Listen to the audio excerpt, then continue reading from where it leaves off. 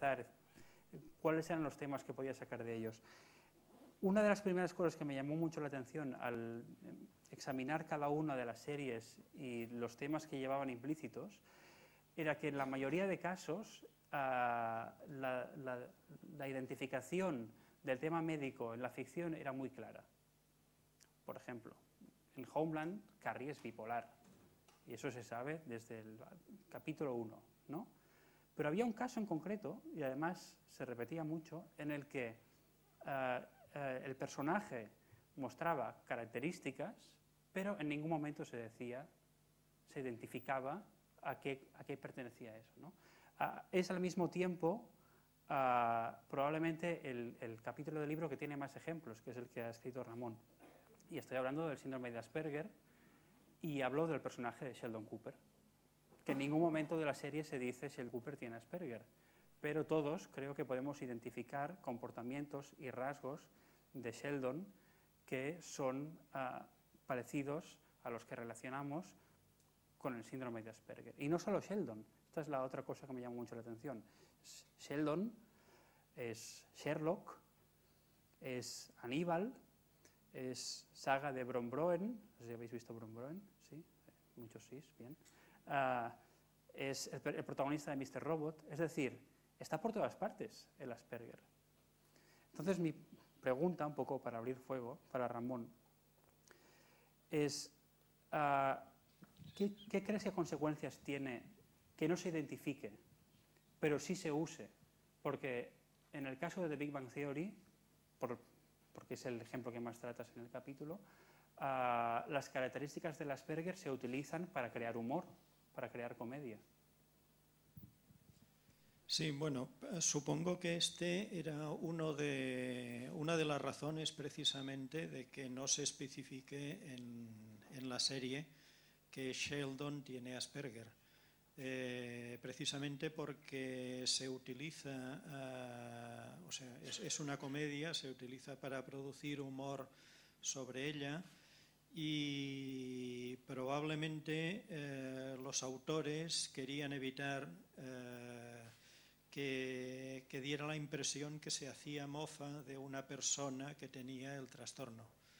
De esta manera se evita pues esta posibilidad.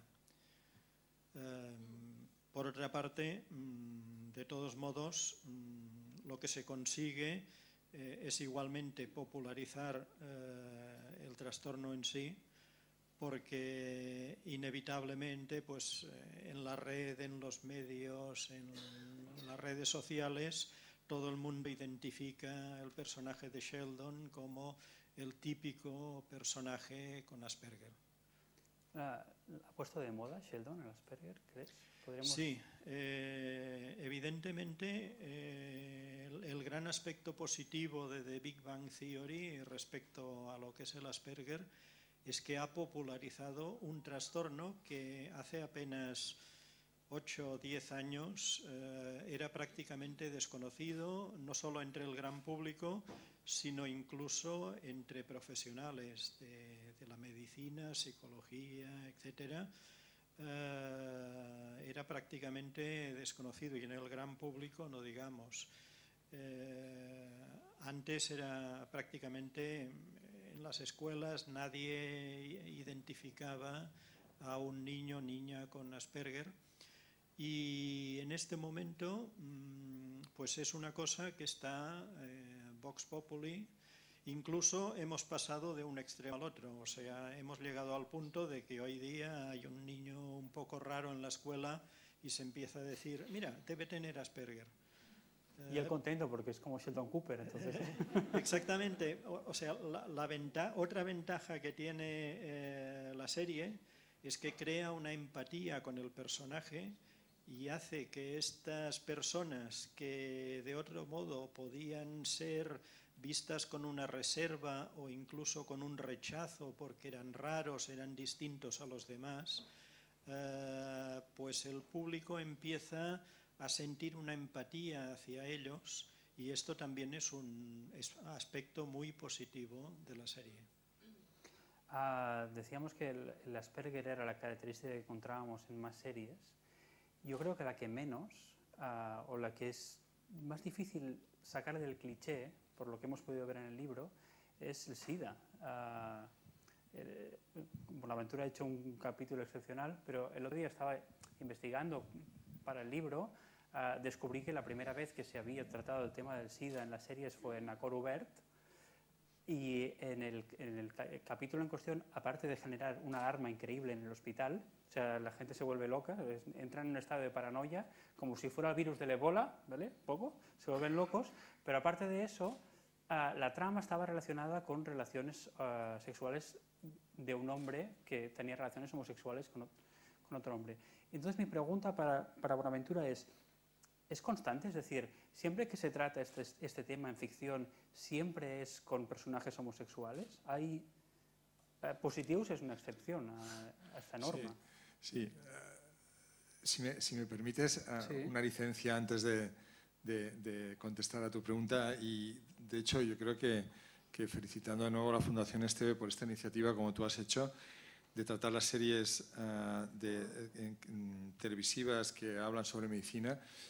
Diré un tópico que todo el mundo conoce, que es aquello que la ficción supera la realidad, que la realidad siempre supera la ficción, y que si yo contara, o sea, los episodios que hemos vivido en el servicio que dirijo, esto lo plasmas en televisión en una serie médica y nadie te lo compra porque dice que este tío se le ha ido la olla y ha empezado a inventar cosas. Yo recuerdo episodios de pacientes entrando con una pistola intentando matar a un médico y todos peleándonos allá. Recuerdo episodios del paciente que dice: un momento que tengo que salir, que tengo que ir a hacer un banco, que es ir a robar un banco y volver.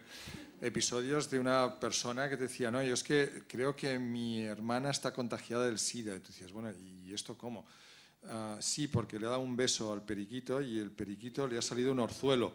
Dice: bueno, ¿y qué tendrá que ver el orzuelo, el periquito, su hermana, y cómo sabes que está infectada? Y bueno, total, que yo creo que es increíble lo que da de sí solo tener un apuntador que se pase un mes en un servicio de un hospital y a partir de ahí comunique con guionistas y sale la Intemerat. Bueno, has hecho que Anatomía de Grey me parece creíble. No, dicho esto, dicho esto, y contestando a tu pregunta, yo creo que el Cor Obert y las distintas series que han tratado, o TV movies o lo que sea, que han tratado el tema de SIDA, se han centrado mucho siempre en los hombres que tienen sexo con hombres, que es el que predomina en nuestro medio y en el medio, digamos, económicamente desarrollado. Pero si hacemos una descripción global del SIDA en el mundo, es una enfermedad heterosexual donde la que más padece es la mujer, y más en países del África subsahariana, donde pues, se contagia, no tiene opciones y donde solo no llega ni a la mitad de la gente que necesita tratamiento está en tratamiento, ¿no? Entonces, yo creo que lo bueno que tuvo positivos es que fue una serie que tuvo un guión que se inspiró en una relación heterosexual en la que la persona infectada, la mujer, tenía que comunicar cómo a su pareja, a su compañero, pues que estaba infectado, y esto cómo lo podía llevar y qué le podía representar, que siempre le había protegido. Y todo esto era muy importante porque estábamos transmitiendo un mensaje de cara a una sociedad que estigmatiza muy fácilmente una entidad como el SIDA. Dice: esto no tiene que ver conmigo, tiene que ver con unos cuantos que no son de mi campo, y eso no va así. O sea, el SIDA no discrimina y nosotros no debemos discriminar a nadie que lo tenga, ¿no? Y yo creo que positivo estuvo de bueno esto, que permitió introducir el tema del SIDA como enfermedad heterosexual. Y valdría la pena ahora hacer una nueva TV movie en la que pudiéramos hablar de la normalización, de la cronificación, de la prevención. En Cataluña siguen habiendo 900 casos nuevos cada año, no ha disminuido para nada las nuevas infecciones, y eso se podría prevenir. Deberíamos perseguir ser un país de crecimiento cero, que no hubiera nuevas infecciones, y esto con un tratamiento preventivo que es fácil, que es una pastillita tomada cada día, previenes la infección aunque no utilices correctamente el preservativo. Y esto daría pues, un enfoque que probablemente llegaría mucho más al ambiente donde tiene que llegar y se incorporaría mucho mejor, porque todo lo que viene de órdenes de sanidad, de salud, de utilizar, hacer, etcétera, nadie hace caso. Lo ves en una serie, se plasma mucho más en la realidad y todo el mundo lo podría incorporar y conseguiríamos, pues eso, ser una de las primeras ciudades libres de nuevos casos de SIDA. Bueno, cuando no hace mucho alguien me decía que cuando el conocimiento cabalga sobre la emoción, que es al final lo que nos produce en la serie, son emociones, entra mucho mejor, ¿no? Entonces, más que una campaña... Totalmente de acuerdo. Ahora que has sacado el tema de la estigmatización, le quería preguntar a Luisa Lucat y a Liana Bail sobre Homeland. El hecho de que Carrie sea un agente de la CIA, superhéroe y bipolar al mismo tiempo, ¿desestigmatiza la bipolaridad o lo convierte en algo irreal? No, yo creo que Homeland tiene esta virtud, ¿no? Que es una serie de acción, pero que al mismo tiempo nos permite centrarnos en las vivencias de una persona, ¿no? Que además esta persona tiene un trastorno bipolar, ¿no? Pienso que el tratamiento que hace del tratamiento bipolar, aparte de que es muy, muy fiel, digamos, es como de manual muchas veces, ¿no? Muy, muy fiel. No, pues hay una asesora ahí diciéndote. Sí, pero así como en otras series, pienso yo que lo que tú citabas antes, ¿no? De que con el House, ¿no? Que, bueno, que se han ido bastante de la realidad. En este caso no, en este caso es muy fiel, en el sentido de la descripción de los síntomas, ¿no? Pero al mismo tiempo le dan un valor muy positivo, o sea, esta superexcitación que tiene le permite justamente ajustarse a un tipo de trabajo que le viene muy bien, digamos, ¿no? Porque claro, es un trabajo en que hay que reaccionar muy rápidamente, etcétera, ¿no? Está enfatizado este lado del trastorno bipolar y yo creo que, digamos que transmite los aspectos más positivos de este trastorno. No es exactamente irreal, porque es cierto que estadísticamente esto es posible, pero estadísticamente no es muy representativo, ¿no? Pero a mí me parece que lo importante es que te puedes identificar con un personaje que es positivo y que al mismo tiempo tiene un trastorno. O sea, que sí que pienso que favorece la desestigmatización en este sentido. Sí, me parece que sí. ¿Es realista que trabaje para que tenga en las manos drones? Relativamente. A lo mejor hay otros aspectos de la serie que son menos realistas que probablemente. Sí, pero en este sentido relativamente, ya digo, hay un porcentaje de personas que padecen este trastorno que pueden mantener una actividad así muy exigente, digamos, y que en realidad está sometida a aquellos estresores que son desaconsejables en el trastorno bipolar, ¿no? En principio. Pero bueno, hay un porcentaje pequeño que podría hacerlo, ¿no? Pero bueno, es relativamente realista. Sí. Veo paralelismos con el Asperger, en el sentido de que los personajes con Asperger también son personajes que son muy buenos en su trabajo, normalmente que son muy Sherlock, ¿no? Por poner un ejemplo. Luego, en Mad Men y en Breaking Bad, en ambos, tabaquismo y consumo de metanfetamina, en ambos es algo que está omnipresente en las dos. O sea, en Mad Men todo el rato hay humo por todas partes y en Breaking Bad todo el rato vemos todo tipo de consumo, pero no es el centro de la historia. Y siendo los dos mundos que en cierta manera glamorizan, un verbo inventado, pero ya me entendéis, a sus personajes, dan a entender que el tabaquismo o el consumo de metanfetamina es algo cool. ¿Hay consecuencias? Puedes contestar los dos. No está preparado esto. No está preparado ya. Es como un examen. Sí, un duro examen. Hombre, yo creo que el Mad Men es una serie ambientada en los años 60 en Nueva York. En los años 60 en Nueva York fumaba más de la mitad de los varones y fumaba un tercio de las mujeres. Y durante la serie además que está centrada en una agencia de publicidad, pues uno de los principales clientes es una empresa tabaquera, es la que hace Lucky Strike. Y allí aparecen los directivos de Lucky Strike, que son unos palurdos millonarios, ¿no? Y por otra parte, durante el transcurso de la serie, aparece el informe del Surgeon General que relaciona el tabaco con el cáncer y con un montón de enfermedades. Entonces, todo esto está presente en la serie, es parte del background, ¿no? Entonces, por una parte, es verdad que una visión superficial de la serie, pues diría, hombre, pues todos están fumando todo el rato, a ver si aquí no habrán pagado hasta apetece, ¿no? para salir. Tú cuando ves a Don Draper. Y la verdad es que en con el Estados whisky. Unidos sabemos que muchas compañías tabaqueras pagaron para salir personajes fumando en el cine. El Sylvester Stallone cobró, Al Pacino cobró, o sea que en la televisión. Sin embargo, los creadores de Mad Men dicen que ellos tuvieron product placement y pagos de algunas empresas, no de industria tabaquera. El protagonista principal en los últimos episodios tose mucho y dice que tiene que dejarlo, pero no lo acaba de dejar. Su exmujer se muere de cáncer. Su exmujer se muere de cáncer a una edad muy joven. Entonces yo creo que en la serie, por una parte está esta presencia muy superior a la actual en nuestra sociedad, que responde bastante a lo que era la realidad en los años 60 en Nueva York, y por otra parte, quien la sigue de pe a pa, pues tiene muchos mensajes mixtos, y quien hace una visión superficial pues se quedará con algunos mensajes de brocha gorda seguramente. Pero es que el tabaco está así, el tabaco ha estado muy presente entre nosotros, el tabaco causa una parte importante de nuestra muerte y enfermedad evitable y prematura, y bueno, las cosas no son hoy como eran antes, pero el cambio ha sido lento. Sí, en la serie da la sensación de que las consecuencias llegan cuando son conscientes de que puede haber consecuencias. No sé si me explico. Fuman alegremente, lo mismo pasa con el alcohol.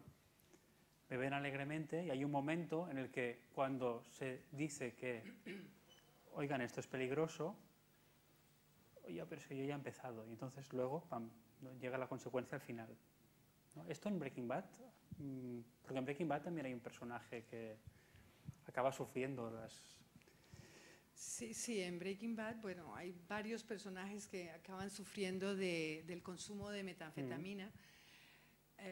Y a mí lo que me gusta de Breaking Bad es justamente que, haciendo un paralelo con lo que decías, que una serie es muy larga en el tiempo, y justamente yo creo que en esta serie se puede apreciar muy bien el ciclo adictivo que padece, por ejemplo, Jesse Pinkman cuando empieza a consumir la droga, ¿no?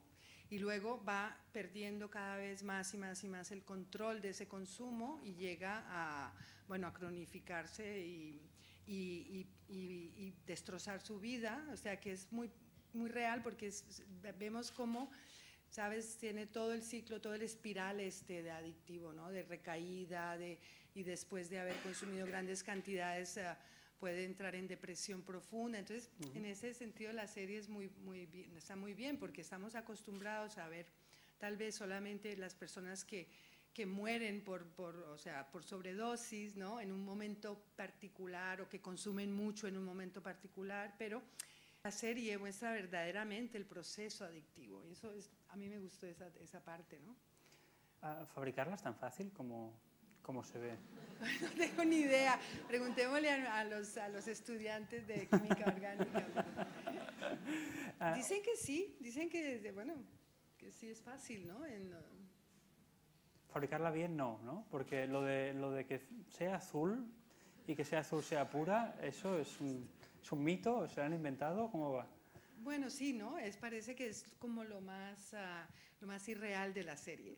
Según los químicos orgánicos, pues es todo producto químico puro, muy puro, tiene que ser cristalino, ¿no? En el sentido ese, la serie se inventó, según lo que he leído, ¿no? Un poco, se inventó el color azul porque, claro, tenían que, de alguna manera, Walter White tenía que decir, esa es la mía, ¿no? Entonces, para saber... Hay que buscar una manera pero de... no, pero sí que hay alguien que ha tratado de hacer metanfetamina azul en Estados Unidos. Y bueno, pero poniendo un poco de tiza azul, o sea, ¿sabes? Como mezclándola con tiza azul. Pero bueno. ¿Crees que la serie ha hecho que el mundo sea más consciente del problema de la metanfetamina? ¿La teníamos tan presente antes de Breaking Bad? La verdad que yo creo que no, porque, bueno, a ver, nosotros no, en España, en Europa, se consume menos, pero sí que en algunas partes de Estados Unidos sí que se consume mucho, y quizás allí, no lo sé, porque no vivo allí, o sea, no sé cómo lo vieron ellos, ¿no?, los americanos, pero aquí sí que creo que es que hemos tomado conciencia de esta nueva droga que todavía no ha llegado aquí tanto, pero que sí que es devastadora, ¿no?, las consecuencias que tiene. Pues nada, un aplauso para los 6 autores, por favor.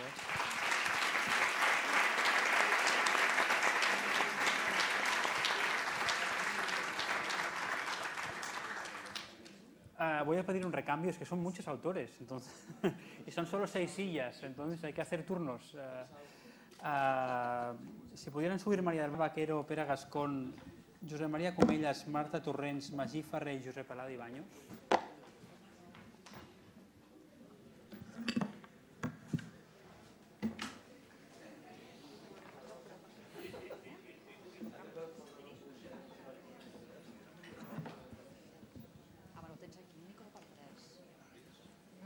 Examen, segunda parte. Los primeros han aprobado, yo creo.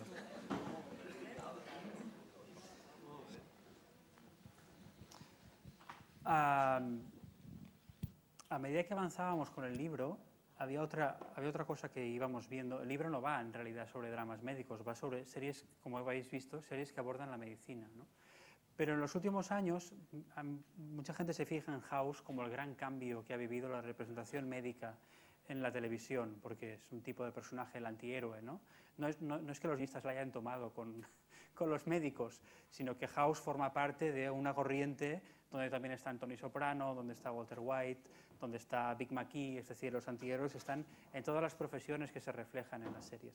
Pero aparte de la figura del antihéroe, este increchendo de creatividad en el mundo de las series también ha llevado a buscar otras disciplinas médicas diferentes, a buscar profesionales que hasta entonces no habían aparecido o habían aparecido poco, ¿no? María del Mar Vaquero ha escrito un capítulo sobre Nip Tuck, que es una serie que aborda la cirugía plástica. Pero no te he visto muy contenta con ni con Nip Tuck ni con Anatomía de Grey, que también incorpora unos personajes que tratan este tema. ¿Crees que, siendo una disciplina nueva, es decir, nueva en televisión, que los espectadores conocían poco, crees que se la ha tratado al completo, íntegramente, superficialmente? ¿Qué imagen crees que tiene los espectadores que han visto? Yo creo que era una muy buena oportunidad para dar a conocer al mundo lo que es una especialidad. Acércate un poquito más al micro. A ver, prueba. Tan grande y tan No funciona, ¿no?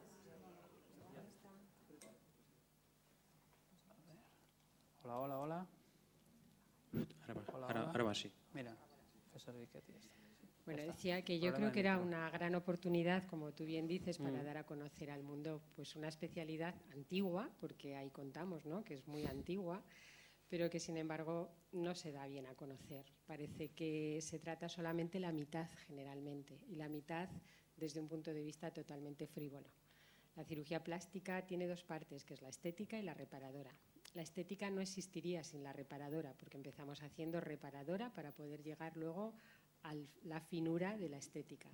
Sin embargo, lo que llama la atención siempre en el cine, ¿no?, como contamos ahí, pues desde el protagonista que empieza siendo uno y acaba siendo otro porque se le acaba el contrato, pide más dinero, entonces le operan, le ponen unas vendas en la cara y sale y es otro. Entonces eso es lo que siempre se ha visto de la cirugía estética, ¿no? Entonces aquí había oportunidad para muchos capítulos conocer, y realmente pues vemos 2 seres, para mí, 2 médicos, no sé si se les puede llamar ni médicos, ¿no?, un poco depravados, que solo miran el dinero, que parece que el cirujano plástico estético, cuando estamos en el quirófano, solo hacemos que hablar de lo que vamos a ganar con cada paciente. Contar billetes. Claro, esas consultas que no parecen ni médicos, que no parezca medicina porque la paciente se asusta, y realmente Desgraciadamente esa es la imagen que se da de la estética.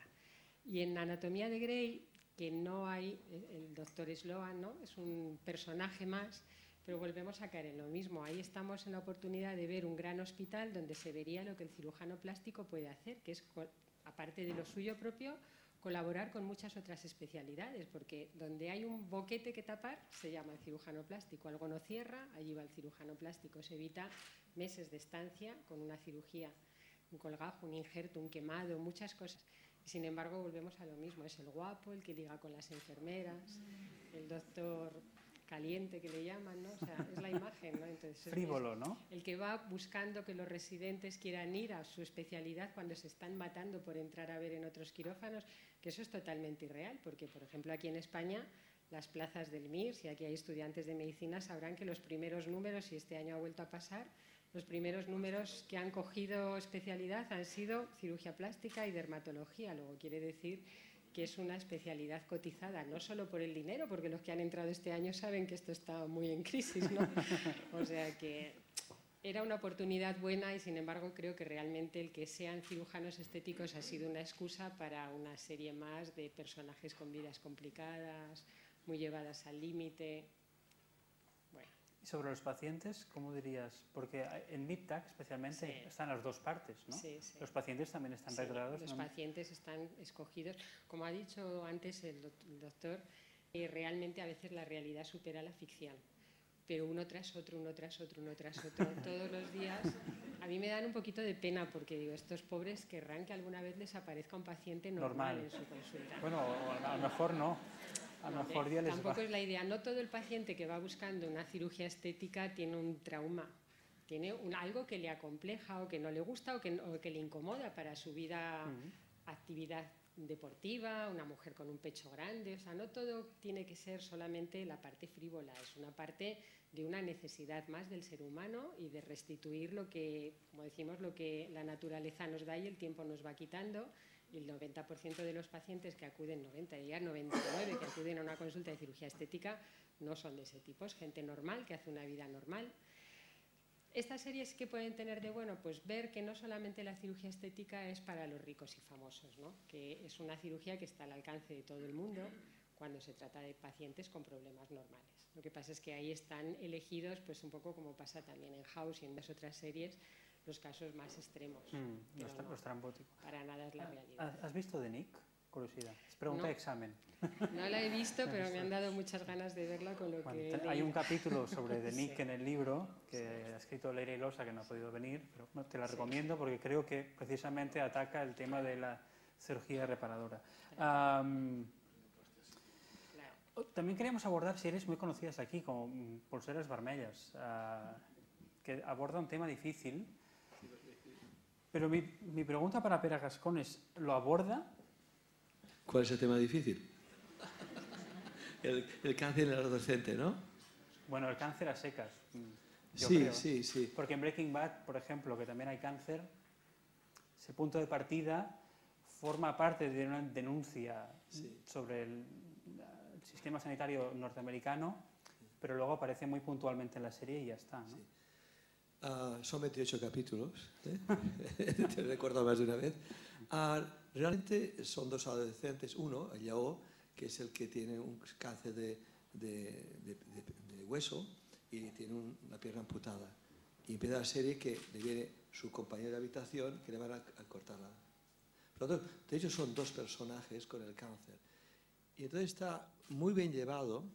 He sido un poco crítico, has visto a veces puntual, pero en general está muy bellado la comunicación, la angustia de los padres y de la hermana. Y digo padres, pero es la madre. El padre, curiosamente, no aparece. Es una serie que, por esto, el principal actor, bueno, el actor no, el que simula, lo sufrió, ¿no? Y escribe un libro. Pero las madres aparecen y las hermanas, pero los padres no aparecen. Para el padre es más importante el trabajo casi que estar el día que operan al hijo. Eso es muy interesante y en la serie surge totalmente. Y lo que se ve es que los médicos informan muy bien a los familiares y a los chicos. Se ve el compañerismo también entre los adolescentes.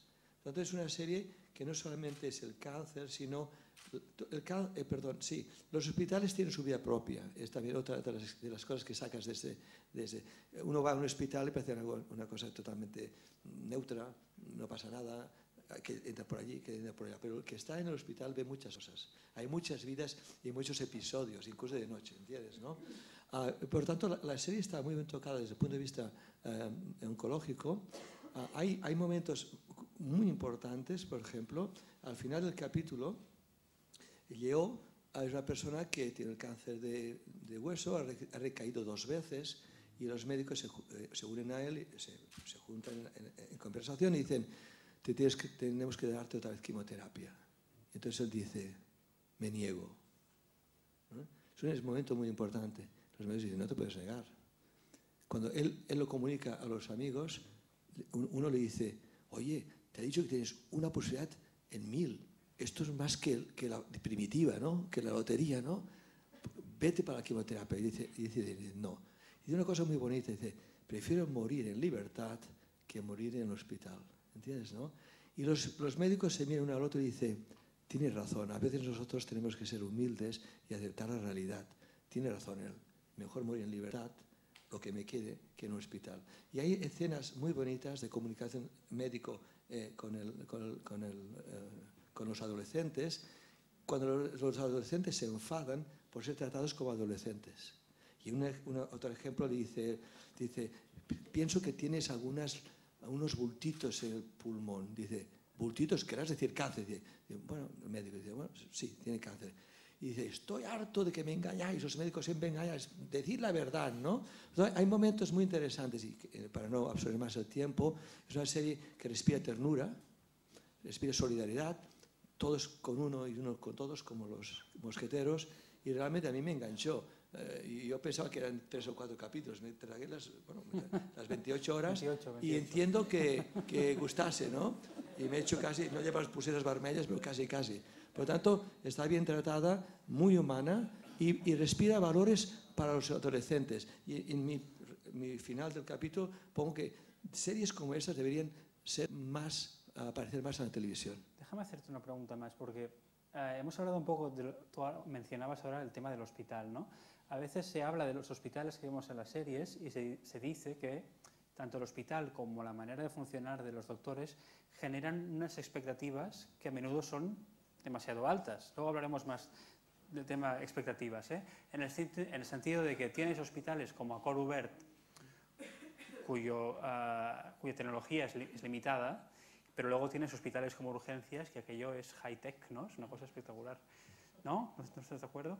Mi pregunta para él, ahora rematas, pero mi pregunta para ti es, siendo Polseres Vermellas un hospital de aquí, nuestro, no norteamericano, ¿crees que está bien representado, el instrumental? No, es un hospital irreal, pero de García Márquez, sí, se hacen carreras de sillas de rueda por la noche, ¿entiendes?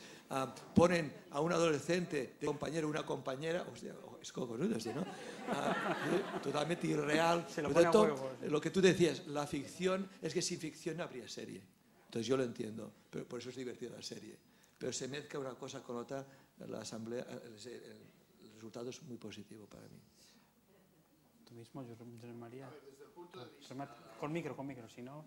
Yo uso las series para la docencia, soy profesor de antropología médica y, por ejemplo, IAR, Urgencias, es una serie con un registro naturalista muy basada en hechos autobiográficos y que representa muy bien lo que era un servicio de urgencias a finales de los 80, principios de los 90, no un servicio de urgencias de ahora.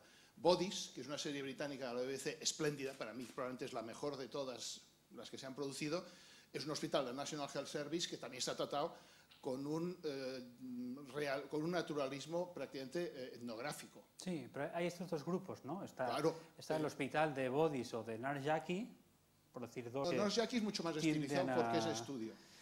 Pero tienden a mostrar una cosa más realista y luego está la cosa más... Sí, por ejemplo, pero fíjate, por ejemplo, el hospital de Monday Mornings, que la serie es muy mala, aviso, no os la perdáis, pero podéis ver el primer episodio si os da la gana. En cambio, lo que sí es interesante de Monday Mornings es una práctica cultural de los hospitales norteamericanos, que es la sesión esta del lunes por la mañana que hacen con los jefes de servicio. Es decir, la relación entre ficción y realidad en las series de televisión médicas hay que ir con cuidado, en el sentido de que son límites porosos y hay algunos trabajos hechos al respecto. Es un tema que además lo discutimos incluso nosotros en clase, porque hemos de justificar la validez etnográfica de determinado tipo de materiales. Es decir, que no hay que tomárselas a chiste, lo que pasa es que hay series buenas y series malas. Pero para el libro, no quedes del micro ya. Pero para el libro tú no has escrito sobre una serie, has escrito sobre The Walking Dead. Bueno, porque te he de confesar que a mí las series de médicos las veo por razones profesionales, pero no me gustan. Pero lo que gusta a ti es la carnaza. Claro. Entonces, cuando Quique Perdiguero me dijo lo de Walking Dead, que era mucho más friki, me apunté enseguida. Porque, a ver, mi pan nuestro de cada día en clase es utilizar series, y además escribo artículos sobre series, pero me aburren soberanamente. O sea, a ver, mi colega que trabaja conmigo, Serena Brisidi, se ha visto entera el Urgencia de las 15 temporadas. Yo soy incapaz. Me veo el primer episodio de todas las que salen, eso sí, porque me va bien para hacer una evaluación, y bueno, con Serena tenemos una especie de listado de qué vale la pena continuar y qué no. Esto, una pregunta así en general, los que sean de la profesión, arriba y abajo, ¿esto es habitual? Es decir, porque el otro día estuve en un debate con políticos, hablando de series políticas, y básicamente dijeron, no, mira, es que yo, claro, ya soy político todo el día, entonces cuando llego a casa no me miro la ala oeste de la Casa Blanca, me miro una de polis que me distraen. ¿Esto pasa? Es decir, ¿veis series, tramas médicos o preferís algo completamente diferente? ¿Diferente? ¿Por aquí? ¿Sí? ¿Manos? ¿Diferente? ¿Manos arriba? ¿Poco? ¿Series médicas? ¿Manos arriba? No hay ni un médico aquí. ¿Qué pasa? ¿No veis nada? No, eso sí. Bueno, algo sí, algo sí. The Walking Dead. ¿Qué tiene que ver The Walking Dead con la medicina? A ver, en 1360... Sube el micro. Boccaccio escribió el Decamerón, que consiste en que la clase noble de Florencia se va al campo para huir de una epidemia y lo que hacen es dedicarse a explicar cuentos porno o historias verduzcas. Claro, Walking Dead es una serie que de alguna manera corresponde al mismo imaginario cultural. Es decir, hay un imaginario cultural de la epidemia que existe en Europa desde la época prácticamente romana, que es un tema recurrente, la plaga. Lo que pasa es que el tratamiento que se ha hecho de la plaga ha sido muy distinto y en los últimos tiempos, desde 28 días después y sobre todo desde una serie de televisión, a ver, es mala, pero se puede ver que es Blade, es entretinguda. Introduce, sí, pero también hay que contar esto, o sea, la serie B es excelente para verla y a veces la serie A, Berman, ahora es inaguantable, según qué películas. Entonces, introducen el elemento de la epidemia, porque el origen del modelo del zombie, que fue la película de Romero, era una historia bastante abstrusa sobre radiaciones que habían levantado a los muertos. Un elemento cultural importante. En Estados Unidos se embalsaman todos los muertos. La cremación es una proporción baja, es decir, que pueden resucitar muertos embalsamados. En países que tienen el 50% de cremaciones, la utopía es imposible. El segundo elemento que es importante es que Walking Dead representa lo que fue Lázaro. Y la gente no se da cuenta. ¿Os imagináis lo que fue Lázaro podrido saliendo de su piedra en los evangelios a pasearse por la tierra? Es la imagen de un muerto embalsamado. Lázaro estaba embalsamado y los muertos norteamericanos actuales, si habéis visto 6 Feet Under, 2 metros bajo tierra, que es una de las obras maestras de la televisión, se dedican a esto.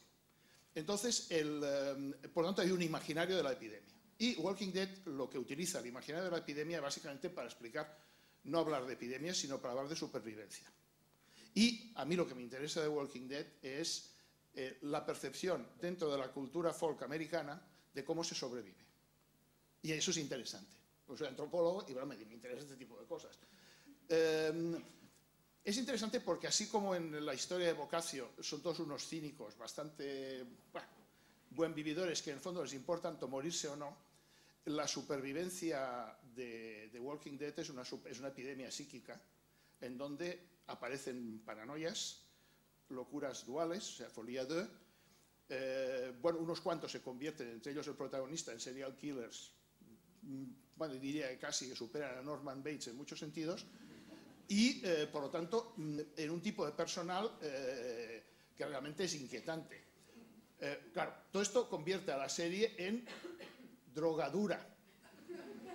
A mí me encanta, porque es lo que os decía de la serie B. Me encanta el que sean unos salvajes, el que vayan pegando tiros todo santo día, pero yo a veces me planteo, en Europa esto no es pensable en los mismos términos. Por ejemplo, la equivalente europea sería 28 días después, que es un Londres urbano y que es un apocalipsis urbano. Mientras que en Estados Unidos es interesantísimo porque es un apocalipsis donde se encierran en el bosque y recuperan una iconografía y un ideario que aparece en escritos medievales sobre la gente del bosque y sobre los riesgos del bosque. Me aprovecho para recomendar un libro de un colega mío, Roger Bartra, El salvaje en el espejo, en donde trabaja sobre ese imaginario cultural. Entonces, claro, lo que tiene fascinante Walking Dead es que juega con un montón de elementos que forman parte de la cultura popular, de la cultura folk, pero que están siempre releídos desde una óptica extremadamente norteamericana. Fijaros que la conducta política de Walking Dead tiende a un filofascismo en cada temporada más evidente, y que la posibilidad de una sociedad civil, quinta temporada, prácticamente se convierte en imposible por la paranoia de los protagonistas.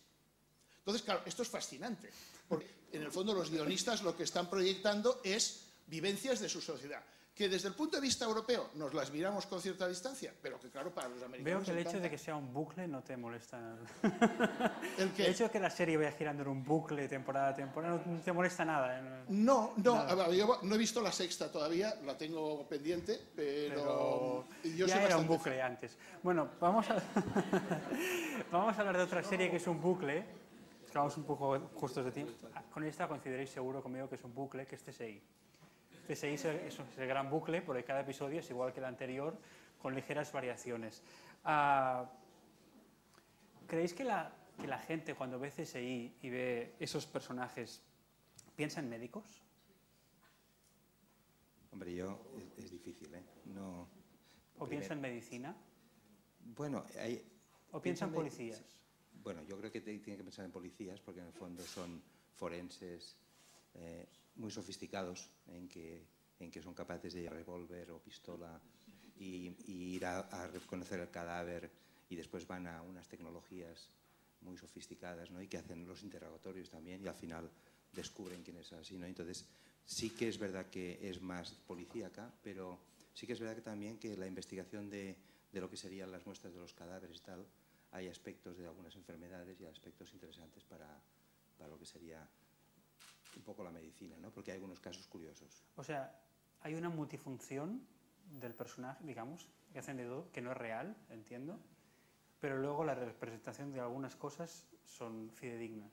Bueno, si queréis hablar vosotros, vamos a repartirlo. Sí. Yo aquí lo que diría es que yo soy psiquiatra dedicada a adicciones, entonces lo que prefiero es ver CSI, porque realmente si me voy a Breaking Bad, la realidad, como ya han dicho antes, supera la ficción. Entonces me siento más confortable viendo CSI, que probablemente hay, supongo que para la realidad de un forense lo supera más, pero es que la que es más de salud mental o más de adicciones, pues ya tengo suficiente con el día a día que lo supera. Es decir, que en este sentido me uno a lo que han comentado. Los que buscan diferentes. Absolutamente. Entonces CSI realmente me resulta muy interesante. Pienso que sí que tiene un papel también de psicológico, de los componentes psicológicos de la investigación que hacen, pero es básicamente una investigación. Una investigación en la que quizás lo que me gusta es también todos los aspectos como más objetivables y que, bueno, fantástico porque tiene los resultados en un plis-plas, que no tiene nada que ver con la realidad, pero sí que aporta, yo creo que lo que aporta más es el pensamiento lógico y la necesidad de seguir un pensamiento lógico para llegar a un resultado. Y yo creo que esto es lo más interesante que tiene, y que esto es la medicina. O sea, la medicina, bien entendida, para mí es, aparte de toda la presentación que pueda haber, es empezar por el principio y con un pensamiento lógico llegar a un diagnóstico.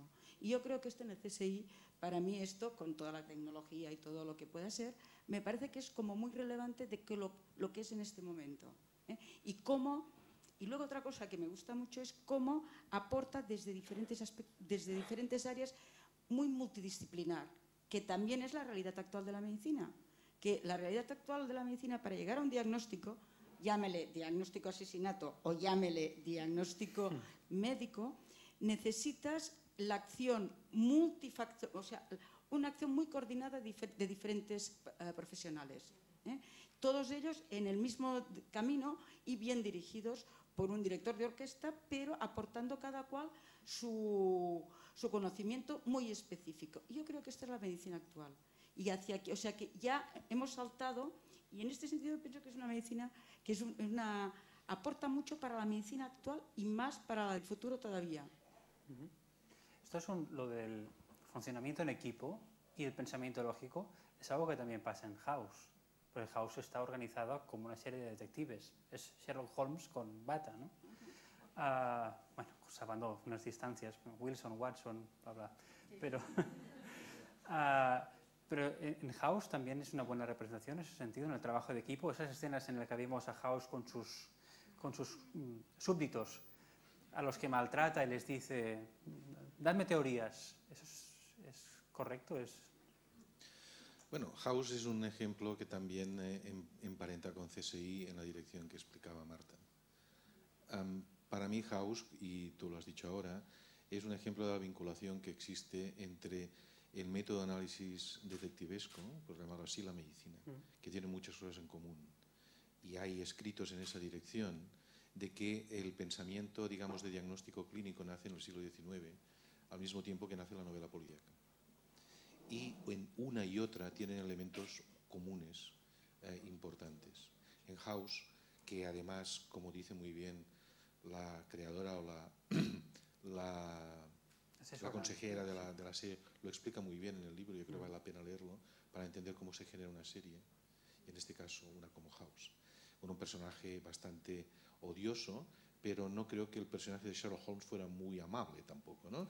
Que era un tipo también parecido en ese, incluso con hábitos de consumo de drogas parecidos a los de House. Hay muchas cosas paralelas, ¿no? Y ese método que lleva al diagnóstico, en la dirección que explicaba Marta, en House está muy claro. Se mezcla otro método que no es el que acabas de explicar desde el punto de vista de cuando casi humilla a sus colaboradores, porque ahí se mezcla otro elemento que no se ha reconocido con la suficiente importancia, que es la utilización del método socrático, ¿no? Sócrates preguntaba a sus discípulos para sacar la verdad de lo que desconocían. Y de alguna manera en House también se tiene en esa dirección. En cualquier caso, de nuevo, House, que parece una serie para los que no conozcan, en fin, la medicina, que puede parecer de casos increíbles, en realidad son reconocibles en la bibliografía. Por ejemplo, hay un par de casos, uno que es de la primera temporada, quizás alguien lo recuerda, de una chica que presenta insuficiencia cardíaca y que él descubre que está tomando un jarabe para vomitar ipecacuana por la bulimia, ¿no? Esto al principio te sorprende, cuando miras la bibliografía está descrito. Y otro más espectacular, que a veces habíamos comentado con Magí Farré, que es también la primera temporada, unos niños se intoxican con organofosforados por el contacto de ponerse tejanos impregnados de pesticidas. Esto también llama la atención, como un pantalón impregnado de pesticida te puede llevar a una intoxicación casi a la muerte. Bueno, luego descubres que los servicios secretos sudafricanos en tiempos del apartheid mojaban la ropa interior de los miembros de la Asamblea Nacional Africana con organofosforados para matarlos de esa manera, ¿no? Y eso está publicado en Lancet. Con lo cual, en fin, el nivel de realismo de fondo es importante. La forma, por supuesto, es excesiva. No hay médicos que hagan análisis de biología molecular, que analicen tags y que además visiten a sus enfermos y casi hagan cirugía de bypass, ¿no? Entonces, eso no es posible. Pero el fondo de lo que sucede es en la mayoría de los casos cierto o aproximadamente cierto, ¿no? Y eso, como decía el colega de Rovira Virgili, tiene un interés docente muy importante, ¿no? Porque permite a los estudiantes enfrentarlos y a realizar análisis, ya no en relación médico-paciente, que eso está muy claro, ¿no? En el comportamiento odioso de House, sino en el fondo de entender situaciones y, sobre todo, cogiendo el hilo de la intervención anterior, en el procedimiento de análisis diagnóstico. ¿Se utilizan episodios en clase? Nosotros con Magí Farré tenemos un proyecto piloto de utilización de episodios de House en clases. Con lo cual los estudiantes están muy contentos. Yo quiero ir a esas clases. Hemos publicado hace una semana en una revista esta descargable, pues unos cuantos años de experiencia con clips de series en docencia, en enfermería y en antropología. Es muy interesante el poder usar, por ejemplo, se pueden discutir problemas éticos, se pueden ejemplificar cambios culturales en el mundo médico en los últimos 40 o 50 años y ahora desde que tenemos The Knick, Casualty y el Call the Midwife, incluso anteriores. Se pueden analizar cambios en cuanto a actitudes respecto, por ejemplo, a comunicación de cánceres. Hay un episodio extraordinario de urgencias que dura 7 minutos en donde la médica residente no llega a mirar al enfermo de cáncer al que le tiene que decir que tiene un cáncer y, bueno, es una auténtica mina de oro. Y los estudiantes lo agradecen mucho. Además son episodios cortos que permiten discusión en clase. Es decir, que algunos de ustedes que pueden estar como docentes en carreras de ciencias sociales, salud o en carreras de medicina, enfermería, fisioterapia, son una extraordinaria fuente de materiales al uso.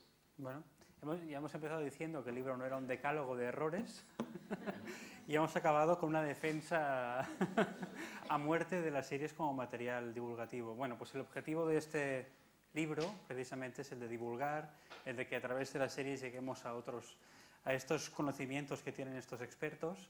Os animo, si no lo habéis hecho ya, a la descarga, a compartirlo en Twitter, en Facebook, las redes, mailing, newsletter, lo que queráis, que lo leáis, lo tenéis aquí para llevaroslo a casa. Gracias por venir a todos.